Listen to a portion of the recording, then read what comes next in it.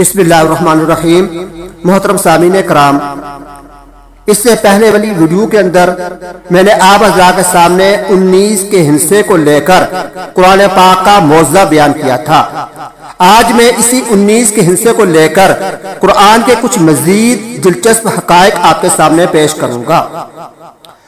मेरे मोहतरम सामीन कराम, हुजूर पाक सल्लल्लाहु अलैहि वसल्लम पर सबसे पहले जो वही नाजिल हुई थी वह सूरह अलक की पहली 5 आयात हैं और यहीं से इस 19 के इस हिसाबी फार्मूले का आगाज भी होता है। यानी हुजूर पाक अलैहिस्सलाम पर जो पहली वही नाजिल हुई थी तो वहीं से 19 का जो हिस्सा है, इसका जो हिसाबी फार्मूला है, उसका आगाज हो जाता है।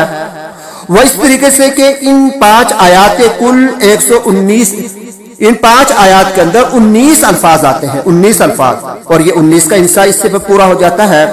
और मजीद हरज अंगेज बात यह है कि इन 19 अल्फाज के 76 हुरूफ हैं जो कि 19 पर तकसीम होते हैं।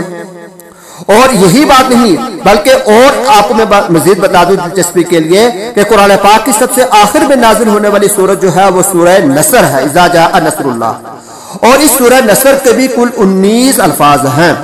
गोया के पहली और आखिरी वही एक जैसे हिसाबी निजाम के मातहत है। यह अल्लाह तबारक व तआला का गैबी निजाम और इस कुरान पाक का मौज़ा है।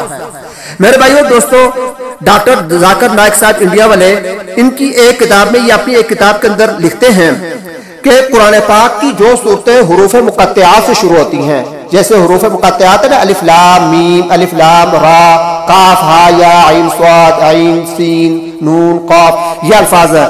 तो डॉक्टर जाकिर नाइक ने मुताद्दिद सूरतों के मुतालिक ये लिखा है जो हुरूफ मुक़त्तआत से शुरू होती हैं। उन्होंने ये हिसाब करके बताया है कि ये सूरत मिसाल के तौर पर इस हुरूफ मुक़त्तआत से शुरू होती है, उस सूरत के अंदर अगर उस हरफ को तलाश किया जाए तो वह 19 के हिस्से पर पूरे उतरते हैं। मिसाल के तौर पर अलिफ लाम रा एक सूरत है, यह अलिफ लाम और रा ये इन 3 हुरूफ मुक़त्तआत से शुरू होती है। तो इस सूरत के अंदर अगर अलिफ को शुमार किया जाए कि इसके अंदर अलिफ कितने आते हैं तो वह 19 पर पूरे तकसीम होंगे। लाम को अगर शुमार किया जाए वह 19 पर तकसीम होंगे और रा को शुमार किया जाए तो वह 19 पर तकसीम होंगे।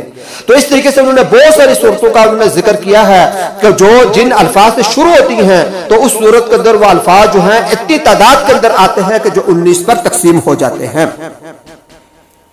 कुरान करीम की सबसे पहली जो सूरत है सूरह फातिहा, ये तो एक ऐसी सूरत है जो बहुत आम सूरत है। सूरह फातिहा के बाद जो सबसे पहली सूरत आती है सूरह बकरा आती है।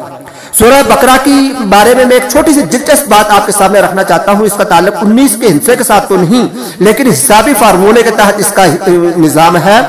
तो सूरह बकरा कुरान पाक की सबसे बड़ी सूरत है। इसकी कुल 286 आयात हैं, 286 आयात की ये सूरत है सूरह बकरा। अब मेरे भाइयों और दोस्तों जरा गौर से इस बात को आप सुनना कि इस सूरत के अंदर 286 आयात हैं।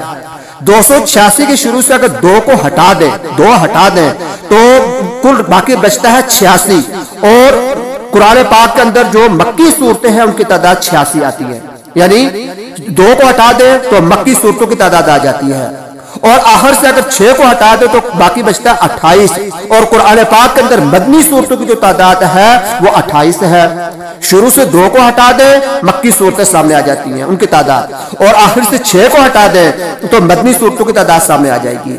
और अगर इन दोनों को 86 और 28 को अगर जमा किया जाए तो ये 114 बन जाता है, जो कुरान पाक की कुल सूरतों की तादाद हमारे सामने आ जाती है।